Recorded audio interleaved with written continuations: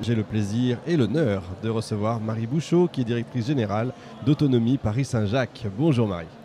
Bonjour Richard. Alors qu'est-ce que c'est que Autonomie Paris-Saint-Jacques? Alors Autonomie Paris-Saint-Jacques est une association, loi 1901, qui a été créée en 2000 et qui accompagne les personnes âgées et leurs aidants sur Paris et une partie des Yvelines. Et cette association porte aussi la maison des aînés et des aidants de Paris-Centre, donc du territoire des 6 premiers arrondissements du centre de Paris. Alors on va parler de tout ça en détail, mais c'est bien, j'ai entendu un mot qu'on oublie en général, c'est les aidants.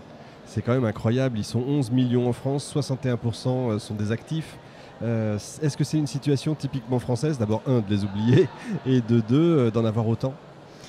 Je ne sais pas. Effectivement, je pense que c'est une spécificité française. Effectivement, je pense qu'on s'est beaucoup appuyé sur la solidarité familiale pendant ces dernières années.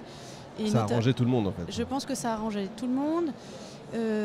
Ce sont aussi des aidants qu'on n'a pas identifiés pendant de nombreuses années et qu'aujourd'hui on identifie davantage parce que c'est une force invisible mais qui pèse aussi, on peut dire, peut-être sur la sécurité sociale puisque les aidants sont souvent épuisés et partent avant leurs proches aidés. Ce qui est incroyable d'ailleurs, d'après les sources que j'ai, 1 sur 2 tombe malade.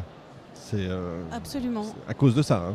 En fait, c'est un moment où les aidants se mettent, quand ils accompagnent un proche aidé, les aidants se mettent entre parenthèses.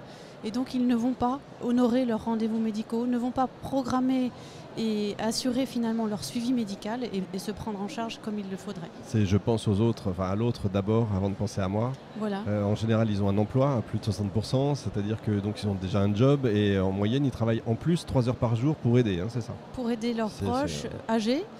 Et en plus, sont des générations en général sandwich, c'est-à-dire qu'ils ont également leurs enfants et leurs petits-enfants oui, bien sûr. Dont ils doivent s'occuper. C'est-à-dire 3-4 jobs différents. Je rigole, mais c'est pas du tout drôle. Il y a beaucoup de moins de 25 ans d'ailleurs aussi, d'après ce que j'ai vu.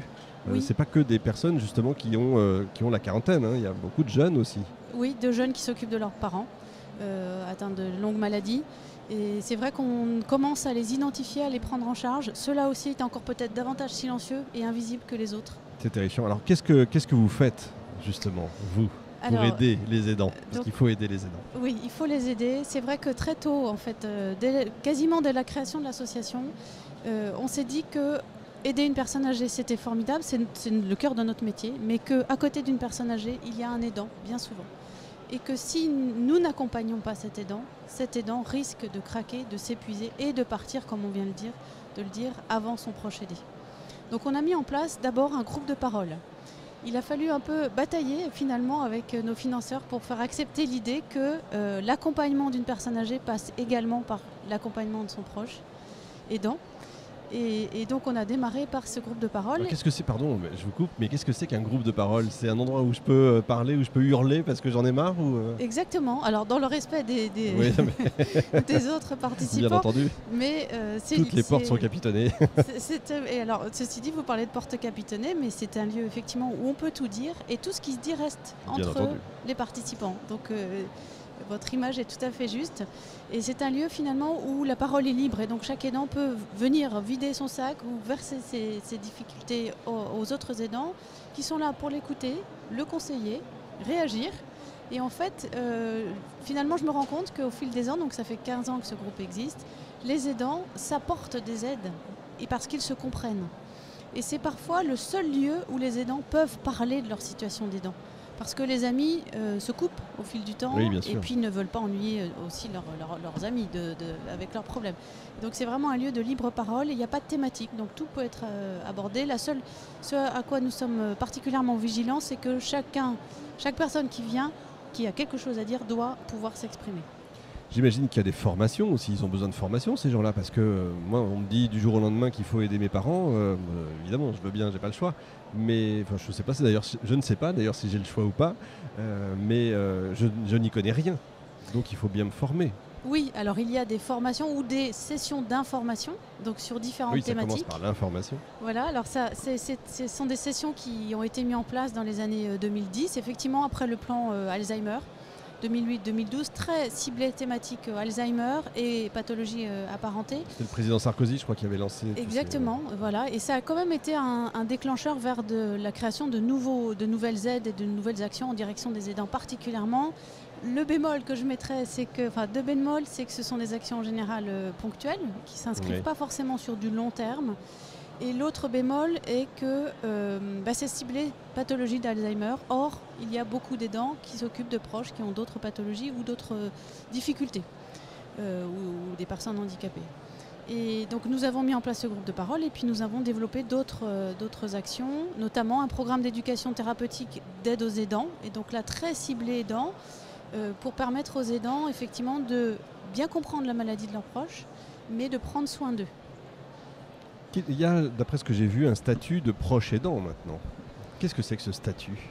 Alors c'est une valorisation, en tout cas une reconnaissance de leur positionnement dans la société et vis-à-vis de leurs proches, qui va permettre, je pense, de débloquer finalement à la fois des financements, mais aussi probablement un autre regard de nous, professionnels, et puis des pouvoirs publics. Mais de ce que j'ai lu, à mon avis, il y avait une coquille parce que vous parliez financier, il touche 500 € par an. Il y a une coquille, c'est par mois, on est d'accord ? Non, c'est par an. C'est par an. C'est une blague ? Non, mais ça c'est une disposition qui a été prise il y a quelques années déjà, et dans le cadre de l'APA. Donc ça permet normalement d'offrir du répit à ces aidants. C'est un début. 500 € par an. Non, ça n'est pas grand-chose, effectivement. Ça n'est pas grand-chose quand on connaît le coût journalier d'un hébergement temporaire. Donc, mais c'est quand même un début. Alors, je suis positive si vous me l'autorisez. Je pense que c'est un début. Je pense qu'il faut aller beaucoup plus loin, mais qu'on a quand même amorcé la pompe, en fait, avec cette reconnaissance, le déblocage de financement. Et c'est ce que je vous disais tout à l'heure. On est en 2019, en 2000 déjà, je sentais des réticences dans les pouvoirs publics. Oui, maintenant, on sent qu'il y a aussi une la ouverture question possible. où allons-nous chercher l'argent. C'est aussi une question qui n'est pas neutre. Mais je pense qu'il faut voir le problème autrement. C'est combien, effectivement, en termes de sécurité sociale, on va peut-être pouvoir économiser en faisant de la prévention auprès de ces aidants. Évidemment. Alors, pardon pour la question qui vient, mais c'est une question qui m'est venue assez vite. Un proche aidant, c'est très bien, évidemment, le cœur va aider la famille, et bien sûr, c'est logique. Mais est-ce que là, on n'est pas en train de prendre un emploi possible ? Alors si, et donc là, il faut être absolument, effectivement, très vigilant à ne pas professionnaliser les aidants familiaux et les proches aidants. Il faut vraiment sensibiliser les professionnels à l'existence d'un aidant, et plutôt travailler dans une idée de partenariat. Donc je pense qu'il faut plutôt renforcer la formation des professionnels et accompagner l'aidant à faire son rôle de proche aidant, mais aussi l'aider à se repositionner. Quand un fils fait la toilette de sa mère, pour moi, ça n'est pas normal et ça n'est pas acceptable. Ça n'est pas au fils de faire la toilette de sa mère. Il doit y avoir des professionnels. On est d'accord. Voilà, mais ça existe et ça arrive, je sais bien, et on le rencontre tous les jours. Donc il faut vraiment veiller à ne pas effectivement professionnaliser les aidants. Question bête, je parlais tout à l'heure, est-ce que je suis obligé de le faire quand je suis fils Je suis obligé d'aider mes parents ? Oui, ça fait partie c'est inscrit dans la loi, donc vous êtes enfant et donc vous avez un devoir. C'est pas neutre, donc c'est bien de le savoir. Alors justement, au niveau des formations, on en est où ? On est plutôt bon sur la formation ? Il y a encore du boulot sur les formations ? Il y a beaucoup de travail à faire. Et en fait, notre structure est engagée dans cette démarche. Outre les différents dispositifs, on a aujourd'hui 6 dispositifs d'aide aux aidants. C'est bien.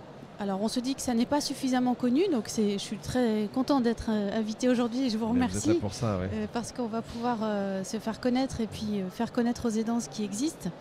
Donc il y a ce volet-là pour les aidants, mais il y a aussi tout le volet, on en a déjà parlé, d'aider les professionnels à prendre conscience qu'à côté d'une personne âgée ou d'une personne en situation de handicap, il y a un aidant qui a besoin d'être aidé. Donc la formation, elle commence par cela, par l'identification de l'aidant à côté de la personne à aider. Ça, c'est un premier pas. Et puis ensuite, donner les leviers, les outils que le professionnel puisse orienter l'aidant vers les bons dispositifs en fait, qui vont aider l'aidant. Le gouvernement parlait en 2019 de plus de 60 000 emplois à pourvoir dans les services à la personne. On en est où ? On est loin ? On est très loin ? Alors je pense qu'on est assez loin. Dans un pays où il y a X millions de chômeurs quand même. Oui, le problème, je pense, un des problèmes de fond, c'est que ce sont des métiers qui sont peu valorisants Enfin, en tout cas, il y a du sens, ça donne du sens quand même. Ça donne du important. sens, mais les deux sont liés. C'est-à-dire qu'on considère que c'est peu valorisant parce que c'est peu valorisé et mal rémunéré. Mal payé, oui, c'est ça. Et la formation est encore... Et là aussi, ça manque de formation. Et ça manque de formation. Non mais c'est dingue. On va attendre combien d'années en fait avant de s'y mettre vraiment? C'est terrifiant. Parce que c'est vous finalement, les associations derrière, qui prenez tout sur les épaules.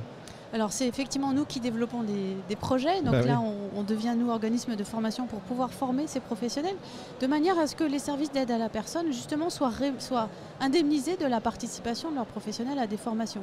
Parce qu'aujourd'hui, c'est très compliqué d'envoyer une aide à domicile en formation, parce que pendant qu'elle est en formation... Évidemment, elle n'est pas chez nous. Voilà, exactement.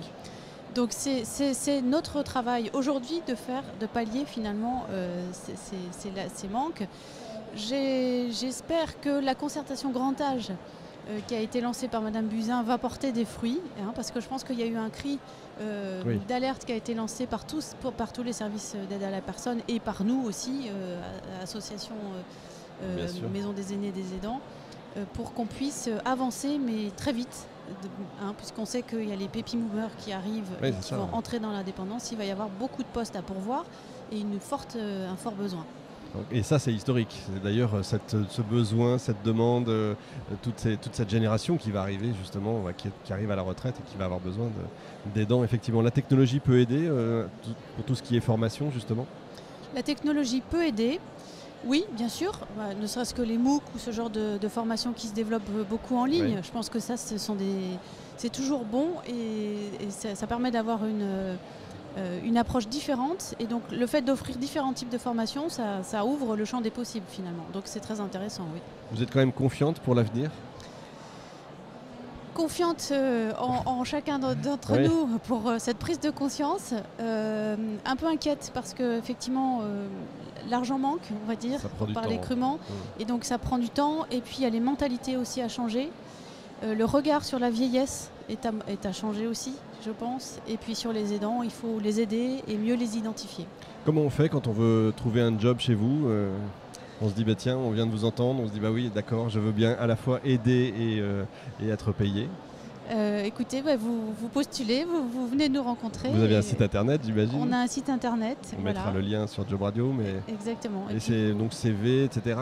Est-ce qu'il faut une formation de base ou est-ce que n'importe qui peut arriver ? Pardon pour le n'importe qui, mais moi, par exemple, qui n'y connais rien, qui ne sais rien faire de mes 10 doigts. Alors, il faut qu'il y ait un poste à pourvoir. Oui, bien sûr.